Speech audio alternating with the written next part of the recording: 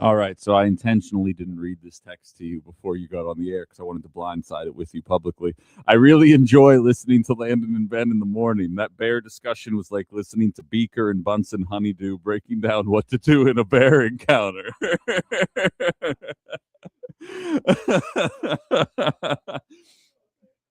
Yeah, it's from Kathleen. That's from Kathleen. Thank you, Kathleen. Yes, yeah, no, it was awesome. Obviously, you'd be Bunsen. I'd be Beaker. Clearly. Beaker parties. All right, here's Hooper.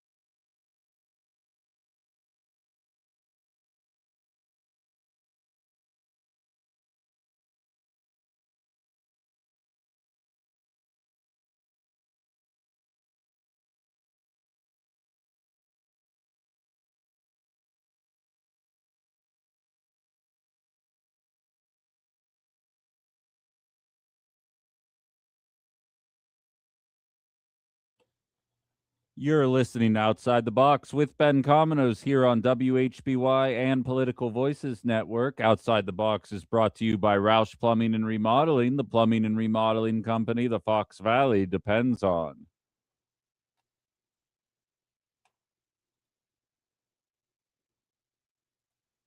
My review for Project Hail Mary with Ryan Gosling's coming out today at noon.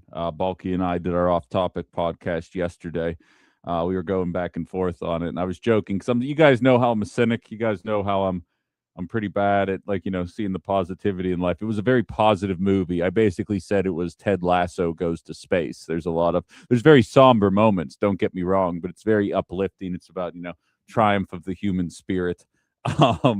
Um, the sun is slowly dying, and we basically have 30 years to stop it from dying. But it's a one-way trip, and would you have the guts to go if you had the knowledge and ability to help? Would you make that risk in order to go and do so? It's definitely an interesting one. Not the kind of movie that I would go see if I were not doing a movies podcast. So kind of nice leaving my own wheelhouse there. I'm watching Faces of Death next week, so I'll be back in my comfort zone for that one there. But nevertheless, if you are a movie person and you love my political rants, but want to see me in a little bit more of a human element, that Off Topic with Ben and Bulky episode goes live noon today. If you guys want to give that a listen, we put a lot of time into those shows. There's like 30 something episodes at this point, so you can even go back. It's all new releases, pretty relevant stuff. So please do check that out, because we absolutely love doing it, and as more people find it, we enjoy that very much. Um, so let's see here. Before we get into the show proper, Scott just hit me up here. Um, he says, could you give your listeners a warning? 441 southbound, just past Highway Double B or Prospect, is at a standstill, and we just had an ambulance fly by. That's all the information I have as of right now. I'm sure the Hurling Clark traffic desk is probably going to come across that in a moment here, and if they give me more information, I will absolutely relay that to you as soon as I get it. So thank you for that very much. We have a lot to jump into here today, but I actually want to start looking backward from to yesterday, because I got a couple of comments from you guys regarding my he just apologized. He meant sorry. 41 southbound, just past Highway Double B or Prospect. It is at a standstill. So just an FYI if you are headed that way. And thank you very much, Scott, for the update. And I absolutely do appreciate any road updates. I do not have the traffic cameras up like the AM and PM guys do, so I appreciate that very much. I want to address yesterday's show here really quickly. I had the professors on for the second hour of the show, and we were discussing the war in Iran, the fallout from that, the outcomes that were coming. And as I oftentimes relate, as long as you are not being ignorant, as long as everyone is operating at a certain level of respect for one another, all opinions are welcome on this show at all times. It's only when you act like a petulant child do you end up getting put into the no corner where nobody can hear you anymore. It's only ever happened one time in the entire existence of Outside the Box, so it's not like it's a prevalent thing that takes place. One of the professors during the show yesterday had some thoughts about Iran that realistically both of them do. They're a little more hawkish than I am. And that's absolutely fine. I don't welcome, this isn't an echo chamber. I don't expect everybody to be moving in sync. I think what is taking place in the Middle East is disgusting. I think what Donald Trump was threatening would have been labeled as a genocide. I think that any country looking to get a nuke is not necessarily intending to use that nuke, but they want to make sure that we are, that they have a capacity to engage with us in a diplomatic fashion. And unless you have a nuke, there's no reason for you to do that. Some of you guys were upset that it didn't become some kind of Piers Morgan style brawl on this program, and that's not really what it's designed to be.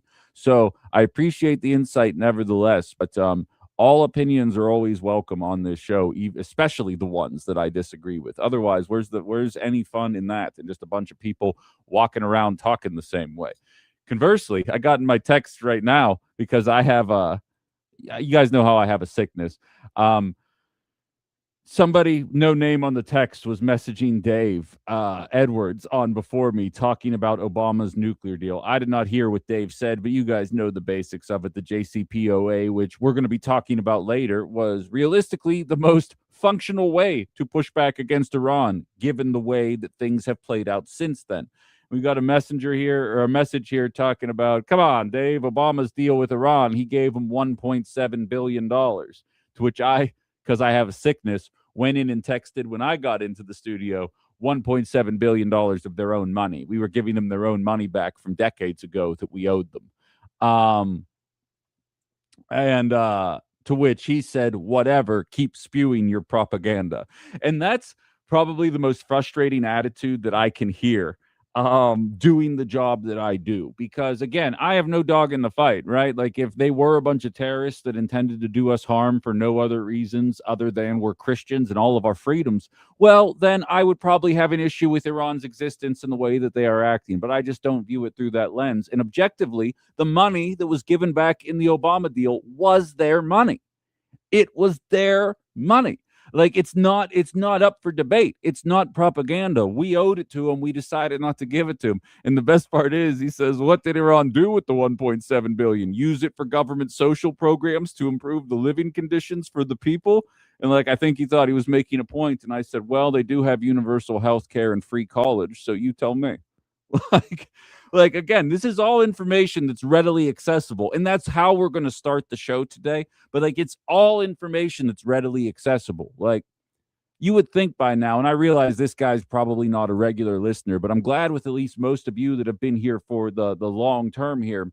You guys understand that I do my best to kind of tell you guys truthful information and run it through a process and then tell you guys to the best of my ability why I think things are playing out the way that they are.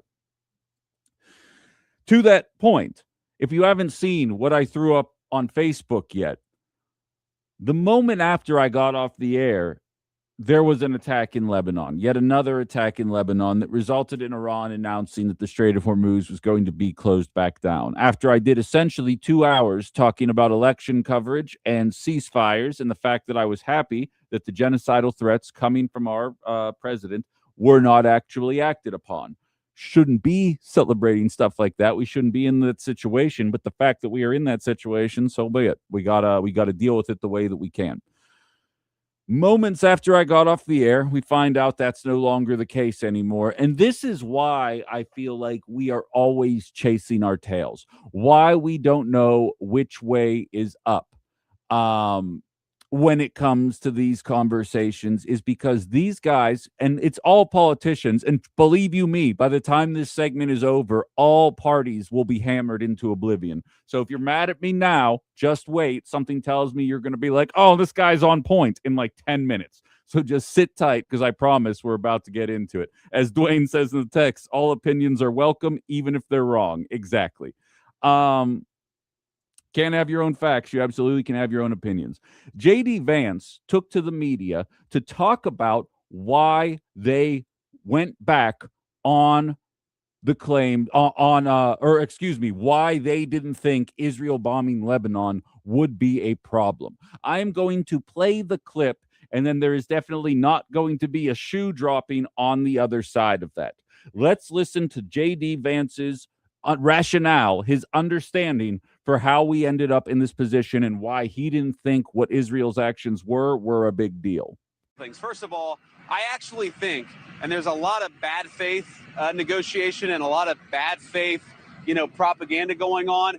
I think this comes from a legitimate misunderstanding. I think the Iranians thought that the ceasefire included Lebanon, and it just didn't. We never made that promise. We never indicated that was going to be the case. What we said is that the ceasefire would be focused on Iran, and the ceasefire would be focused on America's allies, both Israel and the Gulf Arab states. Well, there we have it. See, freaking outside the box host Ben Cominos just overreacting again, as he always does. The sky is falling. Donald Trump doesn't know what way the sun is. Looks like he doesn't know what he's talking about. And I have egg on my face here. I'm sure the other shoe is never going to drop. I'm sure that was an incredibly accurate interpretation of how we ended up in this position. And just to prove that point even further, I would like to read to you guys from what Donald Trump put out himself the moment he announced that the ceasefire happened, just to further prove that point even further than I already have. We'll do it like a top 10 list. We'll just start at the bottom and work our way up, okay? So number 10, included in the ceasefire, which is unimpeachable, right? We have to stick to these. Ceasefire on all fronts, including Israel's conflict with Hezbollah in Lebanon. Well, son of a gun. It looks like the vice president just got in front of a microphone and just absolutely lied about what was actually included in the ceasefire. I have to say, I'm shocked. It turns out that explicitly what Israel turned around and decided to do was listed in the ceasefire provided to us by Donald Trump. And much like the texter who said the $1.7 billion given to Iran in Obama's nuclear deal is propaganda, I have people in the comments of what I posted on my socials today saying, yeah, that wasn't included in the ceasefire. Look at this Chat GPT rundown I have of what was included in the ceasefire. That's great. I'm literally reading from what the President of the United States posted the moment after he announced the ceasefire. It's 10 different components about the ceasefire, including withdrawal of U.S. combat forces from the region, compensation payment to Iran for war damage, so on and so forth. All listed, coming straight from the horse's mouth, the President of the United States saying as much here. Israel turns around and attacks anyway. And I said it yesterday, and I'm going to say it again today. What the Trump administration is facing right now is what ended up sinking the Obama and Harris presidency. And it is going to be on Donald Trump to stand up to it, because I'm most certainly not going to pull any of my punches. When when Biden was in office, he said, my red line is Rafah. If you bomb Rafah, no more military support for Israel. Then they bombed Rafah and nothing stops. And then he says, okay, but I swear to God, if you do forced starvation of an entire population, that's it. We cannot stand by you. Then they turn around and do forced starvation of an entire civilization, and the funds and the weapons still continued funneling in until the point where, even though there was an uncommitted movement, hundreds of thousands of people showing up and saying, we will not vote for you if you continue doing this, they continued doing it. It is quite literally why we are dealing with President Donald Trump today. And the reason I know that is because even today, the Democrats will not release the moratorium or the audit of why they lost in 2024, because this is the one reason that they cannot allow the public to know is the reason why they lost. We all know this to be true. So Donald Trump is now facing the exact same situation. If the Strait of Hormuz stays closed, the cost of gas is still going to continue to go up, which means the cost of living is going to continue to go up. Not just what you put in your car, but what you pay at the gas station, what you pay for most goods that are transported by diesel trucks. The list goes on and on. He has an option here. He can either tell Israel, stop messing up our plans, or the funds and weapons stop, or he's going to have a hell of a time in November of this year, as well as in November of 2028 for the Republican Party in general, because we're watching the same patterns play out here. And if you are listening to me as a liberal, at least they have one good thing going for them here. At least there's one good thing that liberals have going. It's that this war is uniquely unpopular.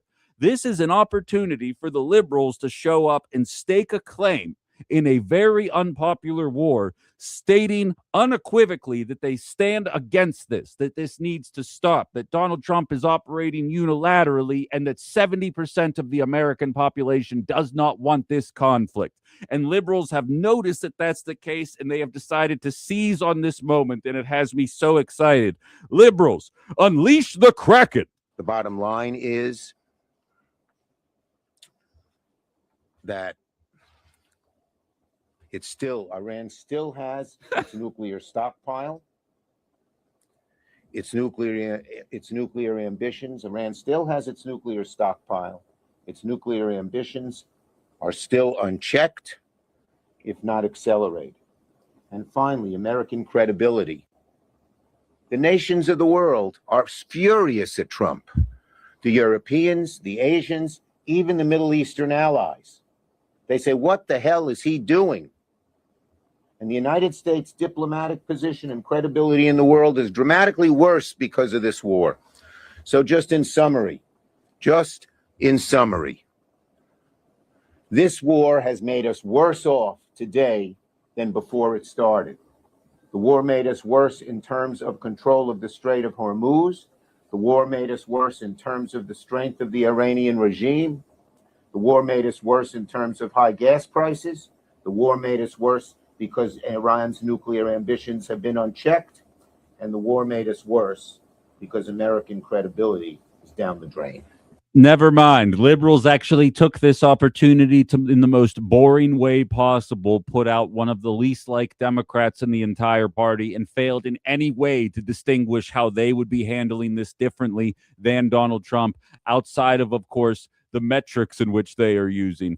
We are not attacking the nukes aggressively enough. He did not ask permission to do this. They're not coming out and saying that it's a matter of, as one person on my TikTok chat says, it's some surprise that he doesn't have whiplash. He's not coming out and saying 70% of Americans don't want this war. Why are we doing it? He's not coming out and saying that we are almost going to double our defense budget compared to 2024, while telling people that there is no money for Medicare, Medicaid, elder care, child care, affordable colleges, affordable housing, any of these factors, SNAP benefits. There's no money for any of that, but we can double to 1.5 trillion in defense spending. We're not saying any of that there. We're saying that we don't like the way that Donald Trump is going about this. As we are watching our allies, in quotes, drive us further into a conflict that we almost had at a bit of a standstill here, only pushing us further into it in a way that so many of us listening to this right now do not want to see happen. As Cynthia says, Chuck Schumer has received at least $1.7 million from pro-Israel donors, making him the highest recipient of the money in the Senate. And fun fact, Cynthia, I'm probably not breaking any news to you. When Barack Obama did the JCPOA back in his second term, Chuck Schumer was one of the loudest Democrats standing in opposition of the deal, saying that we needed to continue keeping the military pressure upon them, while clearly that is running contrary to what so many people want to see happen. I am not defending the Iranian regime for the things that they do for their citizens, but not to seem callous, we are a planet of over 8 billion people. We don't even have our ship in order here. Far be it for me to tell other people what they're supposed to do with their constituents. It's none of our concern. Get our stuff in order, and then we can go from there. We right now are in such a tenuous position that I don't know where we're going to be in 2 weeks. It seems like they were able to reconcile, they being America and Iran, some type of movement forward here, but it feels like every day we're going to have some kind of moment like this. And as one of my good friends back in Pittsburgh messaged me yesterday, I had not seen this. There is one mystery benefactor moments before the ceasefire deal was passed. Maybe it was Hunter Biden. There was one benefactor that put $53 million into shorting oil, and in 3 hours turned $53 million into $174 million, barely even registered as a blip on the radar in terms of news coverage. I myself didn't see it, and I'm thankful that my friend texted it to me. But this is yet another example. Fun fact, 9 of the 10 largest jumps in the stock market under Donald Trump's second term have come as a result of what people refer to as the Taco Trump. 9 of the 10 largest jumps have come when he made some kind of sweeping proclamation about tariffs, or when he made some kind of sweeping proclamation about Iran and then decided to buckle moments before whatever deadline he set was about to hit. 9 of the 10 largest jumps in the stock market. This is very clearly some version of, I don't even want to call it advanced insider trading, because it is so flagrant that it's not like we don't know what's happening. It's not like we can't see exactly why he makes these announcements and then bails last second and uses both genocidal threats as well as promises of tariffs that are absolutely obscene to drive the stocks down and then bounce them back up. We see it happening. We watch it happening. It's why I don't even do segments about stock market quick falls or giant jumps anymore. Not to mention that during the Biden years, I stated that the stock market is in no way indicative of the average American in the working class and how they feel about the economy. I said it under Biden. It's also true under Trump. But when it plummets, a lot of people feel that. People older than me feel it a little harder than people my age, because I'm not nervous about my 401k or retirement anytime soon. Based on a segment I have in the 10 o'clock hour, if you're my age, you're probably not concerned about retirement freaking ever. But so you see the way these things are playing out. You see the way that he talks about this stuff, how he bails on his promises moments before it's going to happen. I didn't take the time to censor the Megyn Kelly clip, but if you haven't seen the Megyn Kelly clip, go check it out. I can't play it on FCC airwaves if you're watching me online, so you're going to have to find it on your own. But this is the kind of stuff that if Biden were doing it, it would be a story for 4 years. Is he doing insider trading? Like, I can only almost hope that it turns out that this mystery benefactor is Hunter Biden, so that at least the Republican Party will at least pretend to care. That's just me, of course. We've had a caller wait, and we'll get them on here. Hello, you're on Outside the Box. This is the Bishop. What's up, Bishop? How you doing, man? You know what? You're right. And I just saw that as far as that. I agree with you. Something it was happening with that insider trading with Trump when he would make these last-minute switches. And I caught it. It took a minute, but I caught it. I said, well, dang, he's doing something to tip the market with his friends. to benefit off the war. And notice something else, Brother Ben. People betting on the war. Oh yeah, it's absolutely disgusting. Those groups are going to get investigated. Those groups are absolutely like the Kalshis and the Poly Market or whatever. Those won't be around in 5 years. At least I'm hopeful. If we're a real society, those won't be around for much longer because it's disgusting that people are doing that. Go ahead. But he was tipping that off as well too. Now I did see the clips of the Megyn Kelly. It was strong, but not strong enough. When she should, and I saw the what's his name? One of her buddies, Carson. Ron Johnson. Not Ron Johnson, but the other guy that that's no longer on mainstream, Tucker Carlson. Oh, sure. They should push the envelope that this man needs to be put out of office. They need to be what is it? The 25th Amendment. Yeah, 25th. Yeah, I'm right there with you, man, and I couldn't agree with you more on your assessment. It's always good to hear from you. That being the bishop from Denora, back in my hometown, always appreciated. And I think he's exact. I think there's a lot of people kind of falling in line with that there. I don't necessarily say it's the 25th Amendment because, again, liberals would have a hard time convincing me that they didn't see any issues with Joe Biden during his presidency, but the people surrounding Joe Biden, at least, weren't as vicious. We still were facilitating a genocide under Joe Biden, but at least we weren't actively threatening it. At least we weren't engaging in it ourselves, which I think is worth highlighting at the very least. We've got one person in the TikTok chat saying that this is Donald Trump's plan to get the ceasefire, which I struggle actually buying into that. Hello, you're on Outside the Box. I was wondering if I could hear the S4 Nazi. Did you out for Close Your Eyes Forever? I'm sorry, sir. I'm having trouble hearing you. You're going to have to call back on a better device there. Yeah, I'm struggling to hear the bishop as well. I'm beginning to wonder if that's on our end or not. We got a bunch of texts here. Ken says, Ben, it's insider trading with a different twist. I'm right there with you. Cynthia says, Bernie Sanders has publicly called for Democrats to stop accepting money from AIPAC, criticizing the organization of its influence and actions regarding support for Israel. And as I highlighted yesterday, the only demographic of people that still actually support Israel as a majority are 50-year-old Republican voters. Any people over the age of 50 Republican voters. Any other demo, it's not actually trending in that direction, and I think that's worth highlighting. Lucy says on the TikTok chat there that she agrees with Bernie, and I think I'm right there with you as well. I think he makes a lot of sense there. And we have a couple more texts piling on in. Jacqueline out in Kakana says, Ben, it's obvious even to my layman's terms of stocks that Trump does not care to stay in office. He just wants to make all the money he can in stocks, playing a sick game of Monopoly, causing the stocks to increase and then decrease for his benefit, playing daily outbursts to the world. It's really difficult to avoid that reality. And again, I keep mentioning, if this were a scandal in the Biden era, we would not be hearing the end of it. It would be daily coverage about the potential insider trading. Remember whenever they found a bag of cocaine in the White House and people still talk about it today? I could care less if the people in the Trump administration were doing cocaine, if it meant they were addressing the affordability crisis. And I mean that from the bottom of my heart. Do as much coke as you want, fix the affordability crisis, and you will get no coverage of the coke scandal here on Outside the Box. I can promise you that much.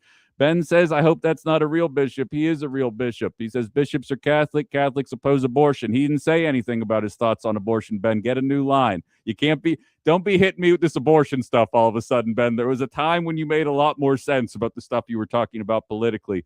Look, I've got more thoughts to say about this, but we're only about 20 minutes late to a commercial break. We'll keep it rolling on the other side. I'm going to check the let's see. Larry says, I've seen 3 jumps in the stocks prior to announcements in 2 terms. Those are the ones I happen to be looking at the time. They are 5,000 to 6,000 stocks. I don't see everything.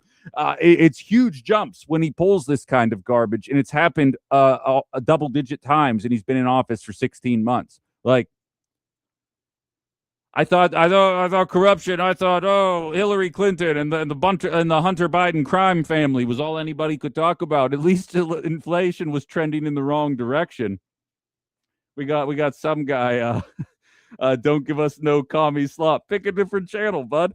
But I'm right there with you. It's the flagrant hypocrisy that drives me up a wall, and there's no way for me to avoid that. We're going to throw to a quick commercial break. We'll be back in, what is that, just about 3 minutes. We'll keep the conversation rolling. Stay right where you are, and 920-281-1150, 920-281-1150. Come take part in the program as well. We're live on the air on WHBY airwaves. If you're new to the program, we welcome all opinions, all calls, as long as you keep it courteous here. So 920-281-1150. We'll be back in just a little bit. You're listening to Outside the Box here on WHBY.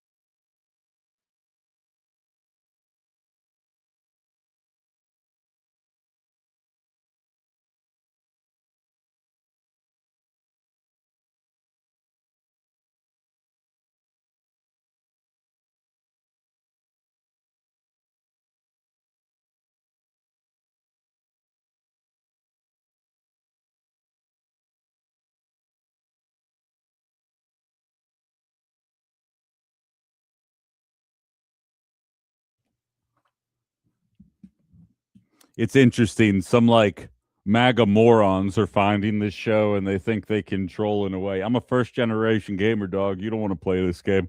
DSL says the insider trading could be Cheeseburger Chuck or Democrats as easy as it could be Republicans. I mean, my man, I'm going to keep reading your text, but come on, man. Come on, man. There's always some mystery benefactor dropping tens of millions of dollars into the stock market right before our sundowning president announces that he's chickening out again. Come on, man. Give the benefit.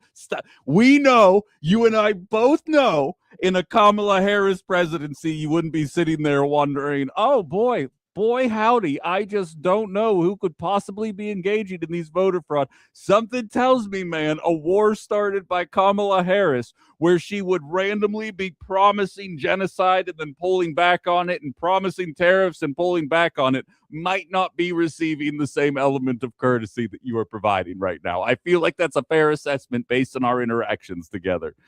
It would explain why we're giving Trump the Marty McFly treatment while also having access to classified info. Whoever it is, regardless, should be in cuffs.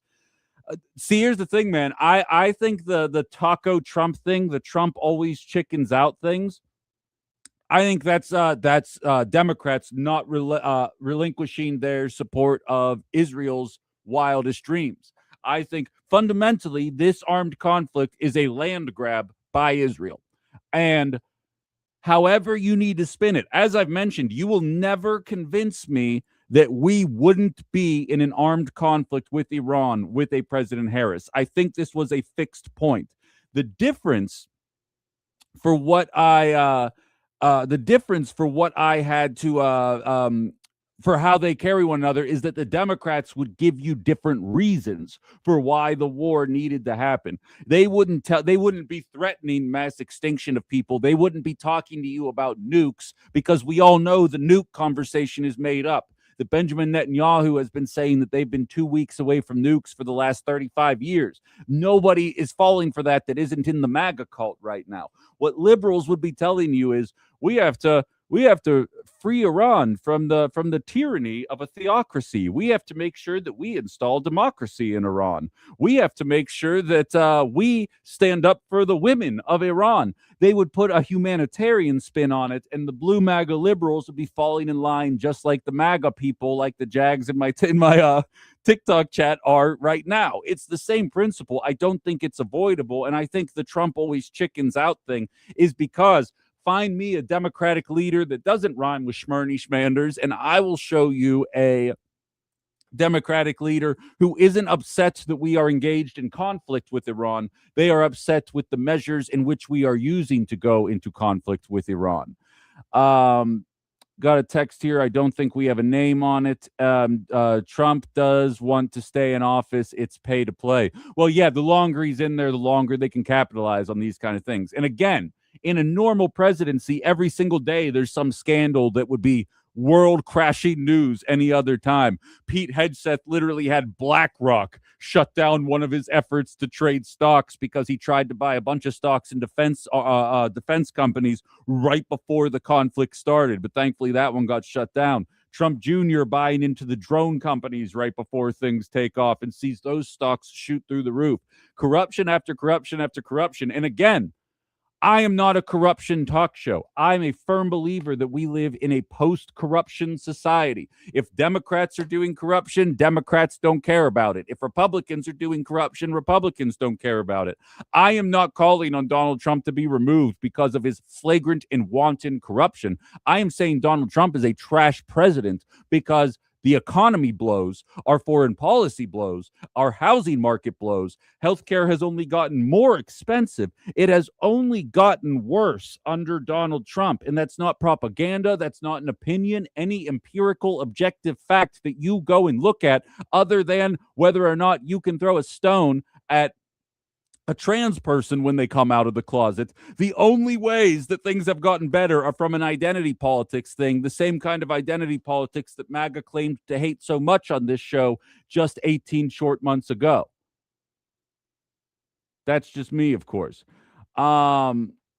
Jerry says bishops are not necessarily Catholic. For example, the Lutheran Church has bishops. I will take your word for it. I'm punching out of my weight class on that one there. I'm not particularly familiar with it. But so when you look at all of these factors, when you consider all of these different perspectives, when you watch J.D. Vance go out there, and like we're 30 minutes removed from the audio, so I'll just play it again just so you guys can hear.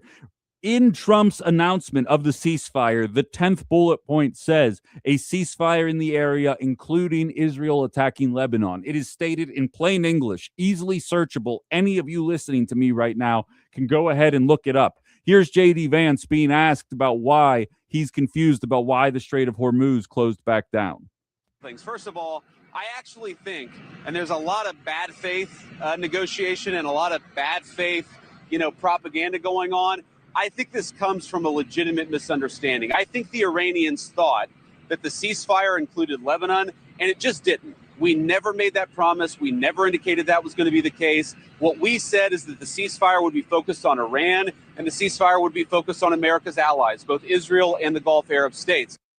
There's absolutely no reason to believe that he actually believed that, because in no uncertain terms, for all of you to go and search, Donald Trump said the exact opposite of that the moment the ceasefire was announced. So there's a good chance we're going to continue along with this conversation as time goes on. As I oftentimes state, I mean, I do local radio. I can't be the Iran show. We can't be talking about it every day. And something tells me every day for the next 2 weeks, there's going to be some stupid thing that happens that's going to gin up the conversation again, because this president is intentionally trying to cause turmoil, in all likelihood in an effort to try and enrich himself based on all empirical evidence as it stands right now. Brian just says, understanding. You read the 10 point. Exactly. And it's available. Again, check out the stuff I threw up on my Facebook, TikTok, or YouTube. You can check it out. I have the 10-point plan that's available up there. And again, you can search it on your own as well. Just search Donald Trump's post about the 10-point ceasefire plan. A lot of people frustrated with what that ceasefire plan is, blah, blah, blah, nukes, blah, blah, blah, military industrial complex. But from my perspective, as somebody who's always advocating for peace and diplomacy, I think it's a hell of a starting point to try and get to the bottom of something here. But we're going to need all parties involved to start acting like they're interested in actually acquiring peace and not just trying to jerk the stock market around back and forth. As I state, I am not financial advice, but I will say it's going to be really hard to be a day trader of any kind in the Trump era, because you have no idea what he's going to do on a day-by-day basis. And I don't think it is dementia that's driving it. I think it's corruption and greed. And I think that's pretty well borne out by the actions of the stock market on a day-by-day basis. We're already living in an era where such a small percentage of Americans are the ones keeping the stock market afloat anyway. For all we know, Elon Musk just sank $100 billion into the stock market to prop it up 800 points the day after the announcement. No way to know. No way to know. And that's what we're banking our entire economic future on. 920-281-1150, 920-281-1150. We can keep the conversation rolling if you want. I have plenty more stories that I want to get into, including we're talking about greed here. If you are a flyer, and I'm going to hit Jason Zimmerman with this from WBAY tomorrow as a surprise. He doesn't know it because he flies all the time. Delta is making announcements about their plans and how they see the economy shaking up their business model going forward. If you have not seen this story yet, and I'm willing to bet there's a good chance a large percentage of you have not, wait until you hear what their CFO said and what their game plan is going forward in order to keep their revenues numbers high while raking in over $1 billion in profit just in the first quarter alone, which is a 10% increase compared to last year, despite tariffs and fuel cost increases. All that coming up in just a few minutes. You're listening to Outside the Box here on WHBY.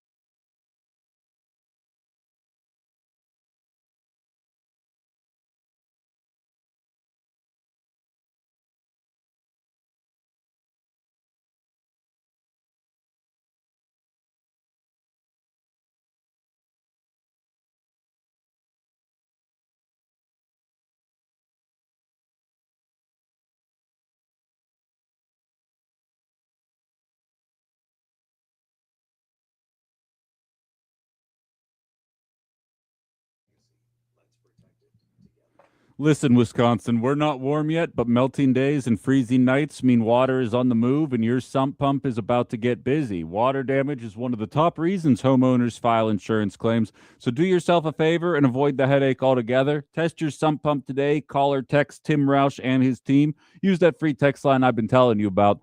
They can help keep your basement dry and protected. Head to timroushplumbing.com for that text line and more info. That's Roush Plumbing, the plumbing and remodeling company the Fox Valley depends on.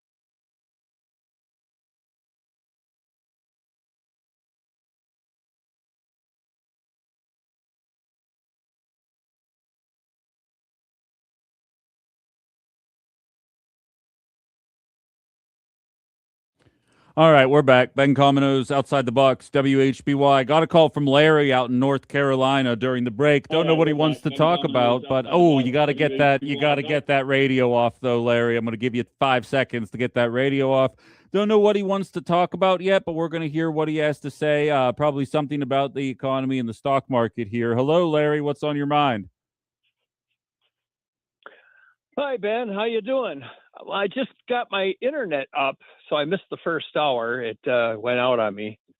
I saw the post by Trump last night, and I thought maybe it was just a repeat of something I heard the other day, but he's repeating what he said, huh? The get rid of health care, child care. Oh yeah. We're yeah, it feels like it's education. Right. Not good. I saw at least 3 posts or three times the stock market went up before any announcement to invade. 2 were invasions. One was Venezuela, one was in Iran, and the other one was a Kodak stock back in 2020 during the COVID. Oh, sure. And he gave Kodak a bunch of money to research a cure. And Kodak jumped the day before he announced it. And he got on the internet before anybody else complained about it. He started backtracking and saying, I didn't do it. Nobody asked him if he did it or not, but he said, I didn't do it. Oh yeah, that sounds about right. That sounds about as innocent as you can get, as far as I'm concerned. But it's that it's so flagrant, Larry. I think that's what sticks out to so many people. And again, uh, Nancy Pelosi's embroiled in insider trading pretty clearly, and of course, liberals don't care about that. I think what rubs so many people the wrong way is the flagrantly in your face nature of the way that they do it. And I appreciate the call. And like for the record, this is a very short clip here, but this fits in perfectly here. This is CNBC. This is CNBC talking about Donald Trump's threats to what he wants to do to the people in to what he was intending to do to the people in Iran on Tuesday. Listen to the way CNBC covered matters there. This deadline that President Trump has set, 8 p.m., has threatened to destroy a civilization. How does an investor process that? Is it a bigger upside risk or downside risk? What the hell is wrong with us? Is it a bigger upside risk or a downside risk that the president threatened the extinction of a civilization? Like, for those of you guys that are millennials and younger, do you remember when you'd be playing GTA 5 and you'd be turning on the radio and you'd be hearing these over the top? There'd be like a talk radio station that you could flip to, and it was like a satire of what talk radio was supposed to sound like. I don't think GTA was going far enough in 2013 when you listen to what that woman had to say there on CNBC about how this is going to impact your stock portfolio depending on what Donald Trump decides to do overseas. It's an absolutely disgusting claim that you hear there. We only have about 2 minutes to get into this conversation. I at least want to set the table, and then we're going to carry this cost of living conversation into the other side after we get on the other side of the top of the hour news here. Delta, as of yesterday, is reporting the news was broken by More Perfect Union. $15.9 billion in revenue for the first 3 months in 2026. The airline is expecting $1 billion in profits for the quarter. As I mentioned, it is a 10% higher than last year's first quarter, despite the raising gas prices. They also decided to raise their fees $45 for one check bag and $55 for a second check bag, despite record profits. Of course, Donald Trump and Republicans are quiet. Chuck Schumer and Democrats are quiet. Nobody cares about this. On an earnings call, Delta's CEO said that they're expanding premium seating to take up 50% of space on international flights. How many of you listening feel like you can afford premium seating these days when you get on a plane? The CEO continued saying, the high-end economy is doing well, and we serve the top end of that economy. The richest 10% now conduct half of all consumer spending. And the Delta CEO, instead of trying to figure out a way to make this work for the average Joe or Jolene to get us all out there, they'd rather just capitalize on the 35 million people that can actually still afford to do these kind of things while ignoring the other 315 million people. He won't commit to lowering ticket prices even if jet fuel goes down. When asked if his company would lower prices if fuel dropped, he instead said that they lowered fuel costs and would certainly help us boost our margins this year and clearly into next year as well. We have to go to break. I see someone's calling. You're going to have to wait 10 minutes. You can wait there or you can call back and we'll get you on. Check us out on TikTok Live, YouTube Live, Facebook Live, and, of course, the WHBY app, and we will be back on the other side of the break. You're listening to Outside the Box here on WHBY.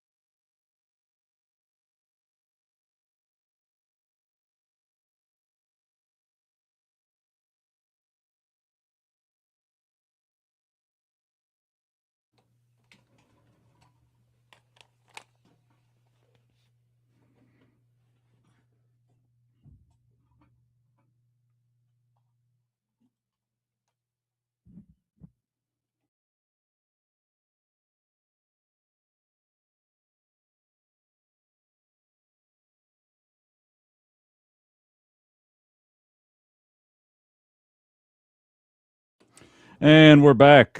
Outside the Box. Ben Cominos, WHBY. Outside the Box is brought to you by Roush Plumbing and Remodeling, the plumbing and remodeling company the Fox Valley depends on. And, of course, we're also carried on the Political Voices Network from 1 to 3 Central Time. A couple more bells and whistles on their on their YouTube channel compared to mine. Although my chat is much more fun. If you guys take part in the YouTube chat, there's a handful of people that are there a lot of the days, and they go back and forth. Clint from West Virginia even tries to sneak in sometime, and it's really fun to kick them out every single day. So go ahead and head there as well. And, of course, download that WHBY app, guys. Of course, support local, help us kind of try and do what we're doing here would definitely be great. All right, and with that, I have plenty more that I want to jump into with you here. Cynthia actually said, if you were just joining us, first of all, we spent the bulk of the first hour talking about the ceasefire that almost was with Iran, ultimately followed up by an armed attack in Lebanon by Israel that kind of closed that Strait of Hormuz right back up. And then I was kind of reading to you guys from the 10-point plan that was proposed. And right on the 10th point, Donald Trump shared it himself on his Truth Social page when he was announcing the ceasefire. It says in no uncertain terms exactly what was agreed upon. Ceasefire on all fronts, including Israel's conflict with Hezbollah in Lebanon.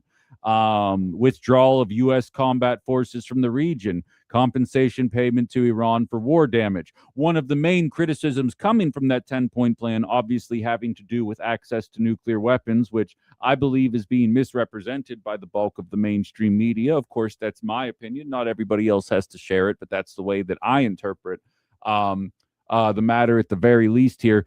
Talking about that outcome, and then we're about to kick off a conversation about greed, and our ability to sustain, and some pretty devastating news about how we're kind of getting bookended here by this economy. Young people not seeing the basic components to start a life, while seniors are struggling to retire with record numbers reaching work in their 80s, especially when compared to over the last 10 years. We have somebody calling. I'm assuming this is the same person who called just before the back of the hour here. We'll see who we got. Hello, you're on Outside the Box.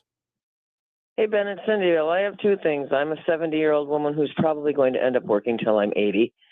And going back to the airline things, are we not surprised that they're planning on making airlines much more affordable for the rich and less affordable for the rest of us? And I think this whole issue about going back to the moon is to build a restaurant and a hotel up there so Elon Musk can start sending shuttles up to the moon for $3 or $4 million for an overnight stay and a dinner on the moon. Well, yeah, you definitely got a little extreme there at the end, but I definitely feel what you're saying. And realistically, Cindy, what you're highlighting is anybody who's a gambler, anybody who enjoys going to Vegas. I enjoy going to Vegas. In the mid-2010s, I'm not going back to the 70s. I'm saying in the mid-2010s, it was $79 for a round-trip flight to and from Las Vegas. Now, not all flights were that cheap. There was obviously a plan there because the game plan was to get you to Vegas. You lose all your money in Vegas. But while you're there, you could enjoy a $4 prime rib buffet. You had a cheap flight, you had a cheap hotel, and you ended up going broke because all the games are rigged against you. Go to Las Vegas today, and you don't even have the opportunity to lose all your money on the blackjack table anymore because everything's so expensive that you can't keep up. It's not, I think you're exactly right. I think that's why airlines are pricing us out. It's why Vegas is pricing us out. We are absolutely creating a caste system. We are creating a system of haves and have-nots. And as long as, and I appreciate the call, Cindy, as long as there's boomers in the talk line, not all boomers, Brian, hashtag not all boomers. Plenty of you guys are absolutely on the ball and you understand how this system is fleecing people. But there's a lot of boomers out there right now that will see a story that says like, $2.1 billion spent on flights during the holiday season. And they're like, oh, Ben, I thought everybody was struggling. Meanwhile, the flight industry is making $2.1 billion without calling into question how much it costs to actually get on a plane. Where are these profits derived from? How do you get to that $2.1 billion number? In a country of 350 million people, how many people have to actually take this to the skies in order to keep that number afloat? Now, with companies like Delta and Southwest, and the rest are right behind them. They have their announcement as well. Now that they're announcing all these extra fuel fees, we're also saying, yeah, once fuel goes back down, we're probably not going to reduce fees. Exactly what happened during the Biden administration post-COVID, while a bunch of morons wanted to blame social spending. We're facing the same issues again, but something trans, as the Republican Party might say. Yeah, but counterpoint, shut up and focus on the economy for a second here. These problems are only going to exacerbate until we have a government willing to crack down on it.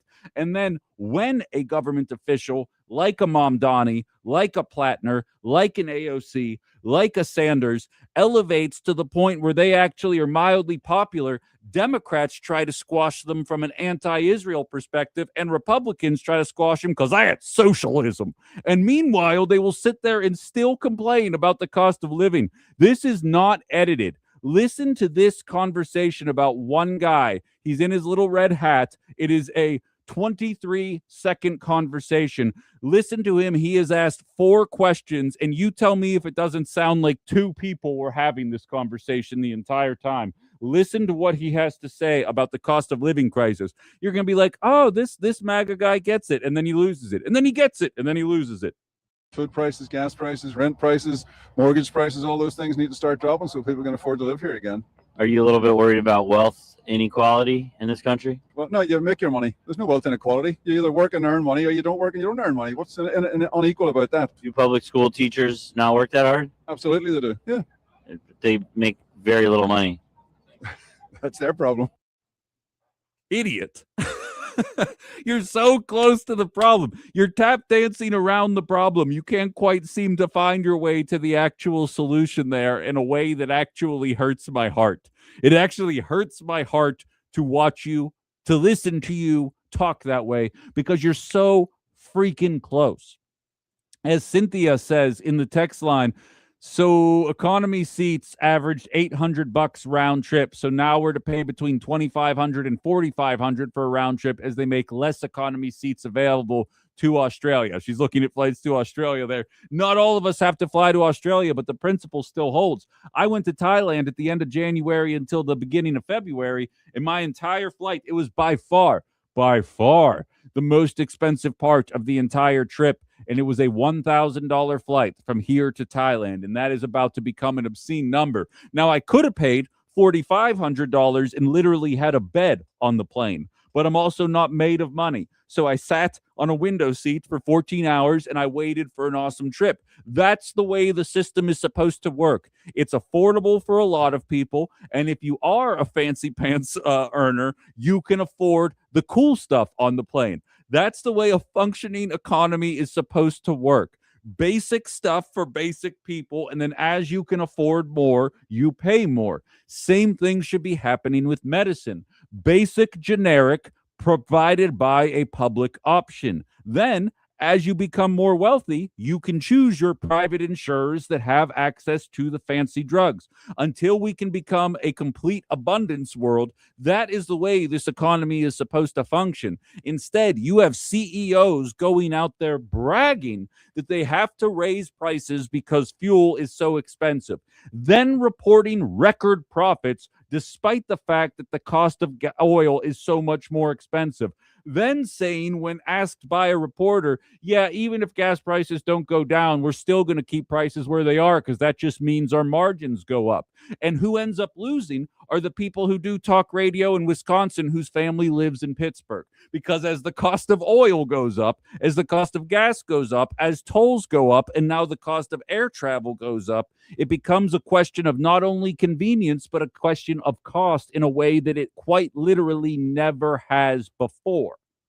And the only people not accepting it are boomers that are still stuck in 1980, still pretending that the government did not hold their small hand into adulthood, providing them with the necessary metrics to make sure that they would be able to start a life.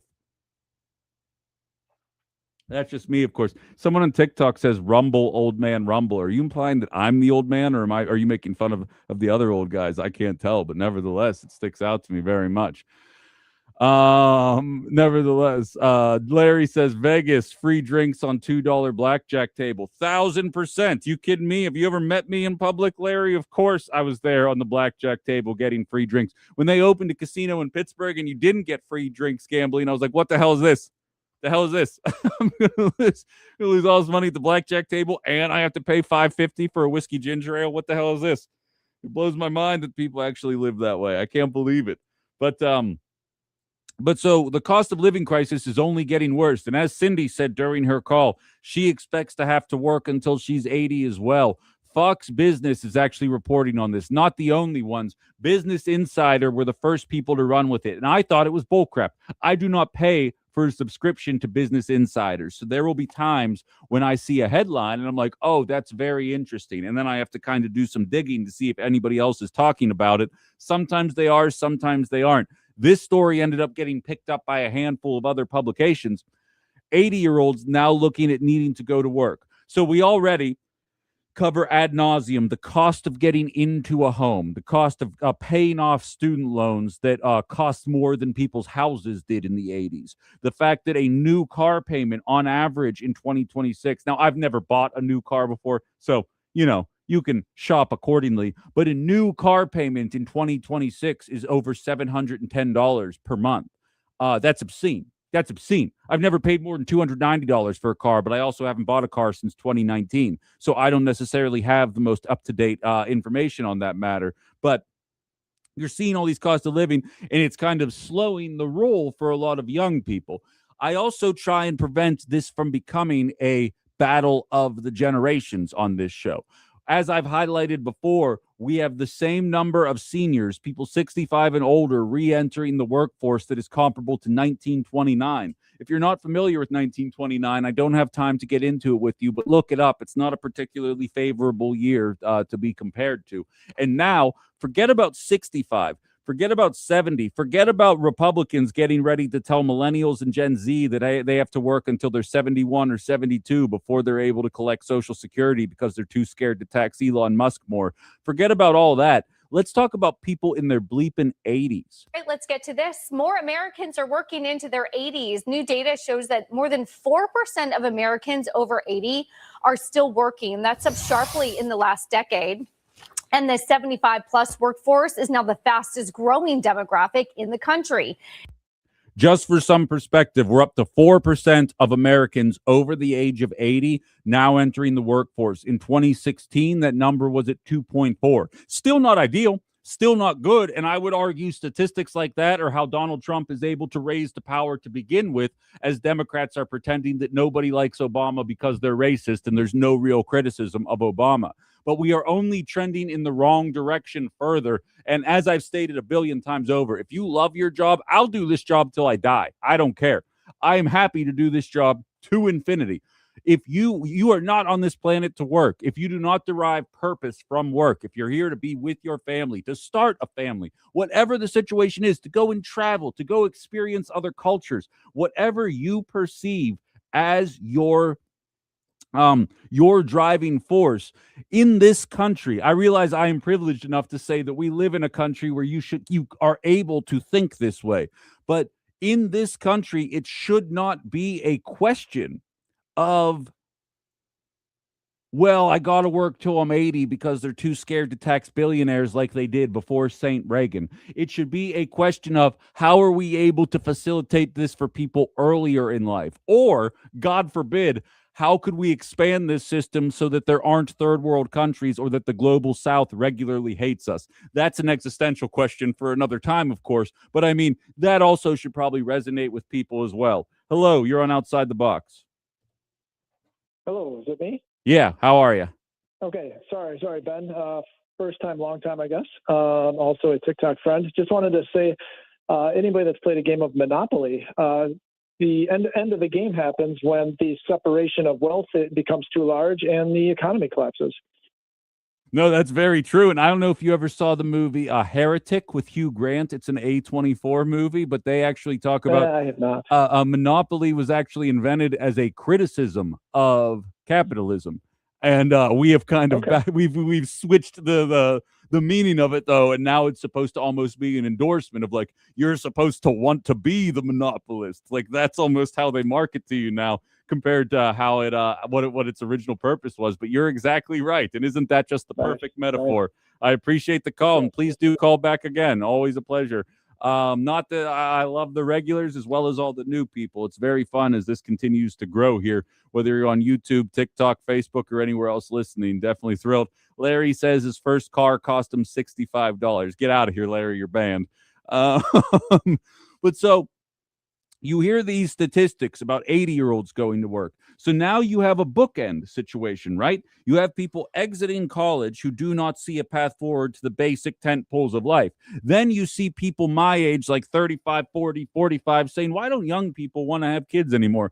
Why doesn't Ben have a family? Why isn't, granted, I chose this life, but so many people in my life, in my neck of the woods, in the city of Pittsburgh, I am the norm. I am not the exception. Mid-30s, no intention of having a family. And to be frank with you guys, if I did go the family route, I think I'd have to go back into, God forbid, software sales because of what it takes to make this economy work in 2026 in a way that I don't think many of us see coming.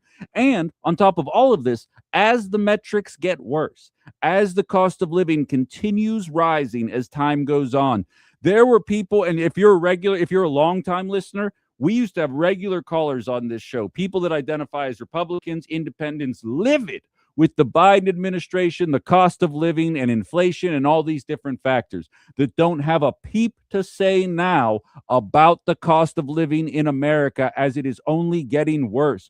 We quite literally have a president who instituted tariffs illegally. Then the Supreme Court said, you did this illegally, we're ruling them back. We all paid even extra inflated costs for a while. We are never seeing that money. And there is not a peep from the Republican right that did not shut the hell up about the fact that Joe Biden did not get us out of a pandemic economy fast enough. And again, as someone who never pulled his punches against Joe Biden, I would always say we as Americans watched our inflation rate actually do better than most industrialized nations' inflation rate. And the cost of living is brought about by companies like freaking Delta.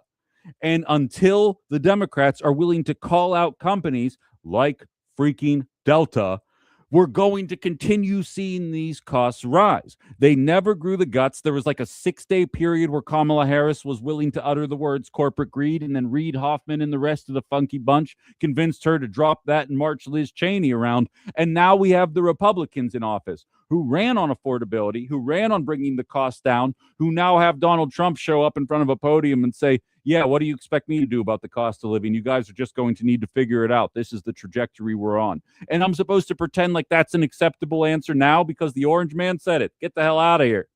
Get the hell out of here. I'm not playing by these games anymore, guys. We got to stay focused on this. And these are the kind of things that we need to see take place if we're going to take our elected officials seriously. And speaking of potential elected officials, how do you like that segue? We're going to squeeze a quick break in here, but I want to come back to it on the other side. Congressman Tom Tiffany is in all likelihood going to take over the Republican seat, or the Republican side of the ticket for the governorship of Wisconsin. He's going to be running against one of essentially 7 or 8 different Democratic candidates. He is going to have some questions that he needs to answer in order to justify why we should take him seriously as a governor, because he has not vocalized opinions against these tariffs that are strangling our Wisconsin farmers, against a war in Iran, which if at least based on the audience of my show, the overwhelming majority of people do not want to see happen. And of course, according to all polling everywhere, one of the less likely candidates to come out of the Democratic side tried to confront him during a press conference. If you haven't seen the audio yet, we're going to jump into it on the other side. And you will notice he takes the time to embarrass her, which I'll allow you guys to determine how you feel about that. But more importantly, he never actually addresses any of the issues. And I think he knows, as well as everybody else, that he's going to have quite a bit to answer for once he finds out he's on top of the ticket here. We're going to jump into that on the other side of the break. I welcome your calls and texts as well, 920-281-1150, 920-281-1150, and we'll be back in just a little bit. You're listening to Outside the Box here on WHBY.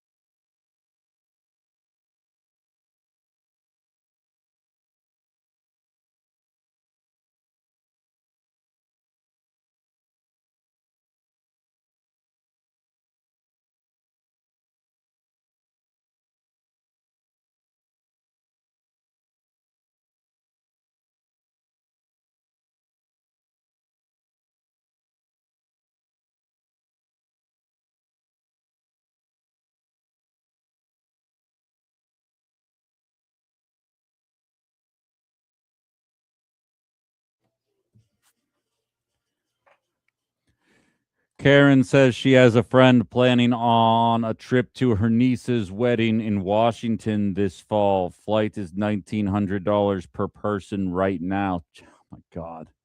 Praise be to Allah. she's hoping it'll come down with the gas prices. Unfortunately, it seems like based on how the Delta CEO is talking, they are seizing this opportunity to engage in yet another example of corporate greed without very little pushback from either side of the political aisle there.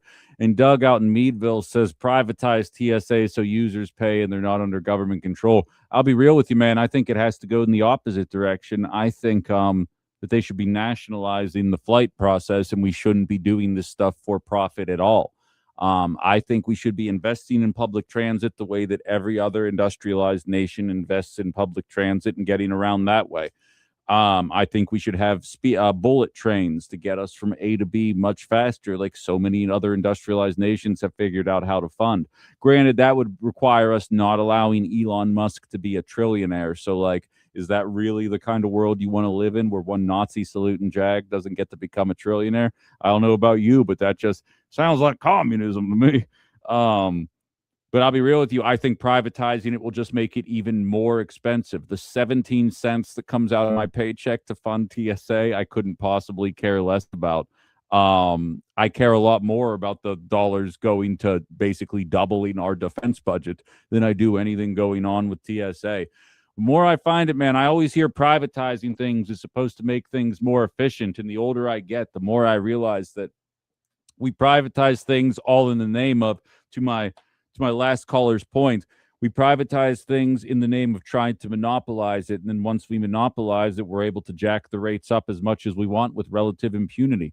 What are you going to do when Delta, Southwest, and American all raise their prices? I realize I'm not naming every airliner there, but like I'm saying, I don't know how the most of you fly. I do not fly enough for me to be like, oh, this is my preferred carrier. It's like, okay, which flight is going from the place that I am to the place I need to go at a time that takes place after my show so I don't have to use an extra day off? And then whatever flight matches that is the one that I'm going to take. I really don't care about the company. But fundamentally, when there's only 3 or 4 major companies that are doing the bulk of the business, well, I mean, what the hell are you expecting people to do then? There's really no way to push back. There was a system there's a system back in the day when we actually applied antitrust laws and prevented any kind of monopolization like that. And so inevitably, when a bunch of airliners decided to act like a bunch of jerks and make sure that you can't afford to get on the plane anymore, one of them would be like, hey, I'm going to be the cheap flights and you're still going to have a pretty serviceable way to get there, and unless everybody else doesn't want to see their business hemorrhage, they're probably going to need to lower prices because more people are going to be on point with me. There's one pizza whose name shall not be mentioned because they won't pay me to endorse them. But let's just say their pizza comes hot and ready, and they're still selling pizza for $6. If you want pizza and you can't afford the inflated prices, they got cheaper prices in other places. It helps try their best to help keep other places honest. If that were the only place to get pizza, I think you'd see the price of their pizza shoot through the roof, because where the hell else are you going to go to get pizza? And that basically describes what's going on in the airline industry. And so the idea of privatizing the TSA, I think the airlines would just see that as an opportunity to fleece us in another new and improved way that didn't already exist. And that sounds absolutely miserable to me. I do buy into privatization. I do buy into competition. I think we are being strangled by crony capitalism right now that allows a handful of people to market a business. Like, Doug, if you and I wanted to get into the toilet business today, where would we go to get cheap ceramic to make toilets, or whatever material we decided to make it out of? How would we break into that industry of toilet makers? And I'm just picking a random one, but you can insert anything here. So many of these different markets are cornered. Go to the grocery store. Despite the fact that there's 50 billion things for you to choose from at the grocery store, there's a very high likelihood that every item you're looking at is probably owned by one of 5 companies. And you're like, wait a minute, why does $100 only take me this far at the grocery store now? It's because the grocery stores themselves are monopolized, and then the products in the grocery store are monopolized.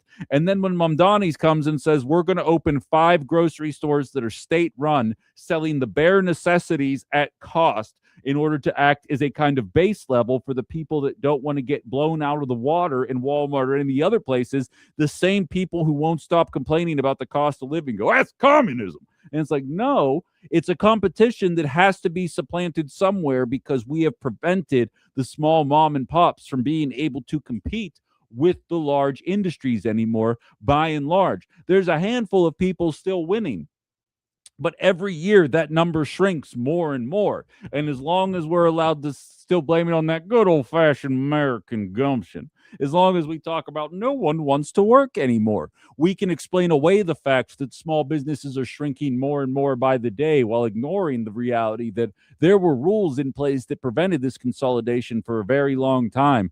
And the idea that TSA is publicly funded is not the reason the cost of flights is so high or why your tax bill is so high. The reason this stuff is so high is because we sink more than half of the entire world's defense spending into our defense budget, while still requiring you to pay for health care and elder care and child care and not keep any of your money that way. And then you sit there complaining because you're taxed so much, which you are, and you're not seeing the benefits of those taxes other than being able to bomb Iran into oblivion if they won't give all their stuff to Israel. But you're not getting any tangible benefits from it. So I say all that to say, in a very long-winded way, I disagree with the idea of privatizing TSA in the name of bringing costs down. We've had somebody waiting on hold here for a minute. Hello, you're on Outside the Box.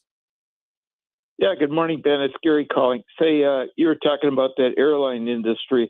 I would suggest someday on your program you get Abe Weber on, and maybe Pate from Green Bay or Jerry Podair or somebody that could explain the history. But seems to me I remember when there used to be North Central Airline and Air Wisconsin and Midwest Express and so forth. They all went down the tubes.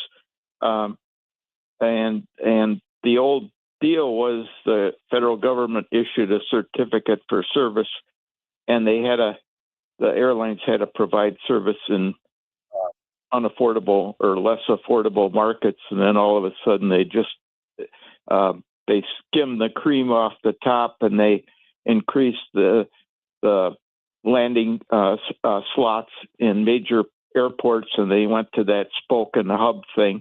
And it kind of makes me think it's kind of like what's happening with the hospitals, where, they're getting rid of all the rural hospitals, and you got 45 surgery centers in a metropolitan area because everybody wants to do their own thing. In the old days, the federal government regulated, and they said, okay, you get one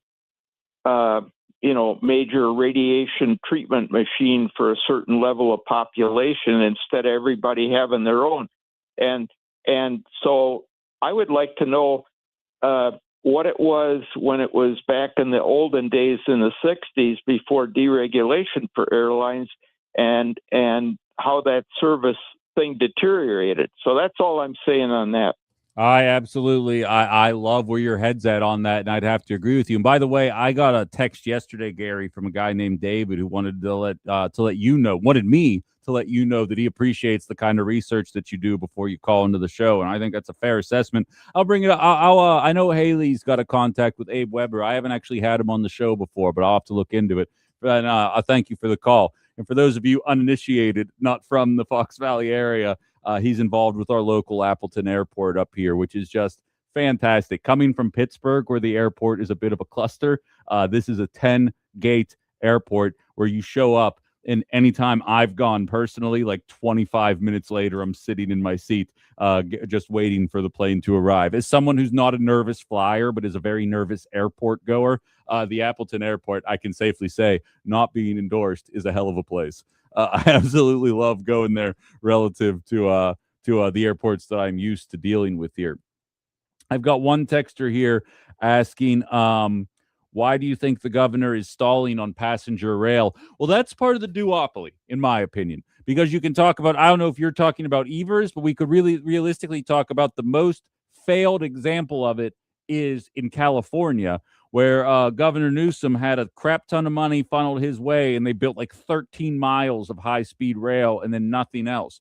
And so this is when I talk about the uniparty, because everyone's like, Ben, you still think parties are exactly the same? And it's like, well, that's an oversimplification. The two parties work together to make sure that you are never able to get ahead.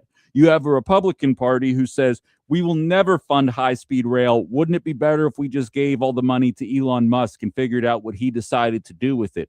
And then you have the Democrats who show up and say, we're going to increase taxes on everybody making like $250,000 and less, and we're going to use that money to build high-speed rail and then completely fail at it so that Republicans can point at it and say, see, this is why you don't vote for Democrats. Vote for us so we can cut Elon Musk's taxes and see what he decides to do with all the money.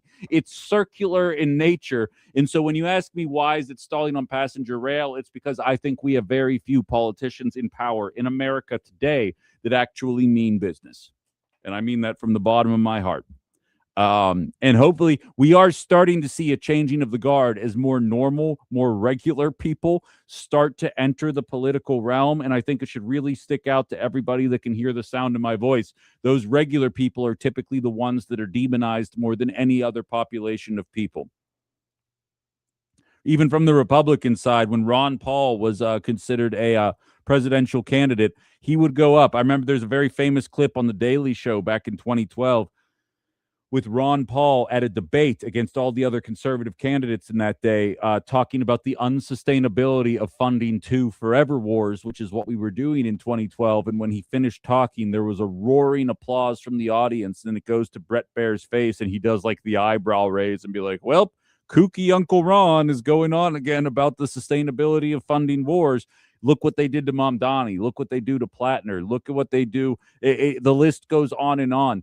We'll demonize the people that come forward with ideas. And even though we might not agree with the ideas, hook, line, and sinker, it's definitely better than the status quo than it has stood, or in the eyes of MAGA, dragging us further away from the status quo in the name of something trans. I lost the plot. Christopher says, same thing with professional sports. Why is it that so cusses get bleeped on the text line now, not my choice. So I don't know what you're asking here for a while. I don't know what you're asking here. I'm going to be honest, Chris. And then Jerry says, when I lived in New Jersey, the state privatized most of the motor vehicles administration functions. Service became appallingly bad, and eventually it went back to state administration. It's normally the case it works. I told the story last week. In Pennsylvania, we deregulated the energy industry because the way energy works in Wisconsin is technically a public service monopoly. You don't get to choose where your energy comes from. You don't get to choose your utility. You buy a house, the utility owns the power lines, and then the energy comes from the utility through the power lines that they own, and they can charge you whatever the hell you want. You can't take your business elsewhere. PA said, screw it. We're going to deregulate the energy industry. And we had a bunch of shady actors show up.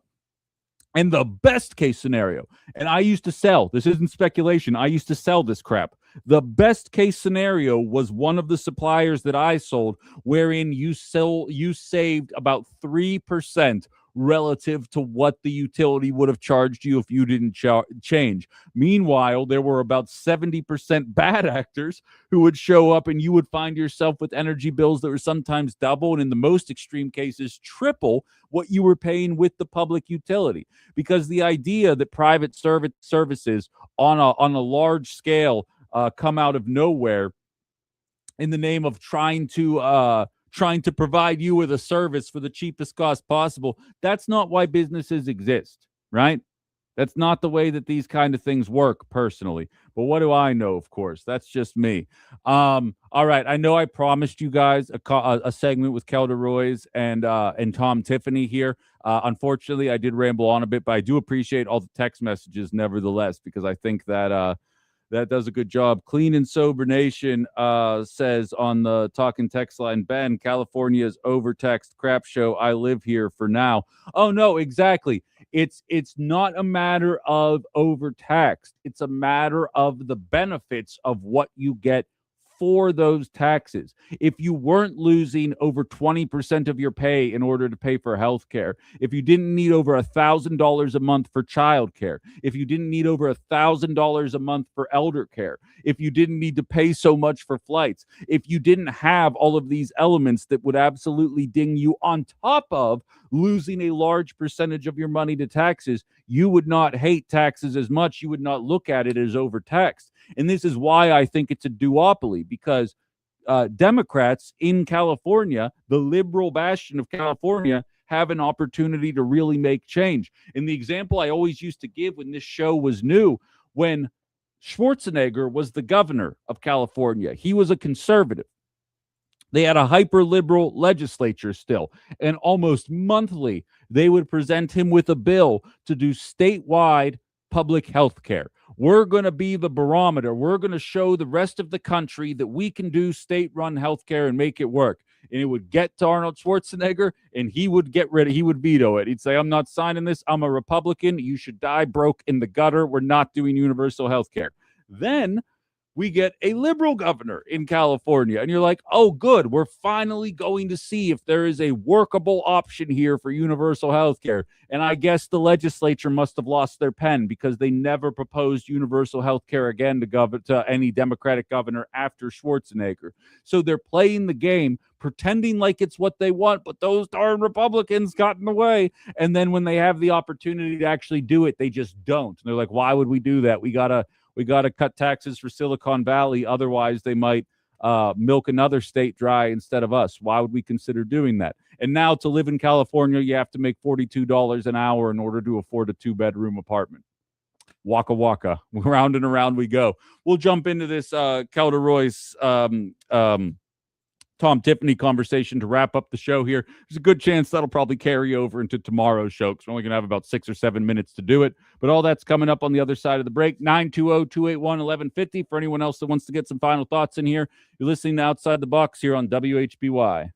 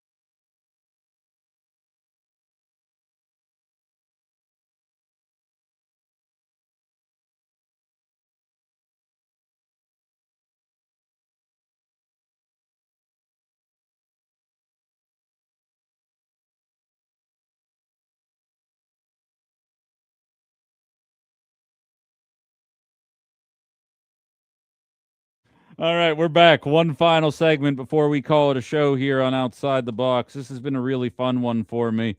Oh man, we're getting a call right now. We might not end up getting this. If you're new to the program, sometimes I promise we'll do a segment and then it ends up happening the next day. We'll see what we have here. We got a couple minutes. Hello, you're on Outside the Box.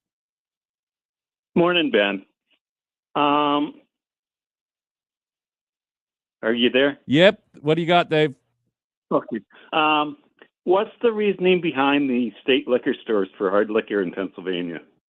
I mean, I mean, the story behind it, I'm not sure how it started, but my entire life, you can only get stores from specific state-run liquor stores. The prices are completely accessible and affordable, but they close on Sundays. I don't remember what drove it. Again, I don't think that there is a more prohibitive state when it comes to anything fun than Pennsylvania. And it's ironic because, as I oftentimes state, we have a very similar drinking culture to Wisconsin. But our bars close at 2.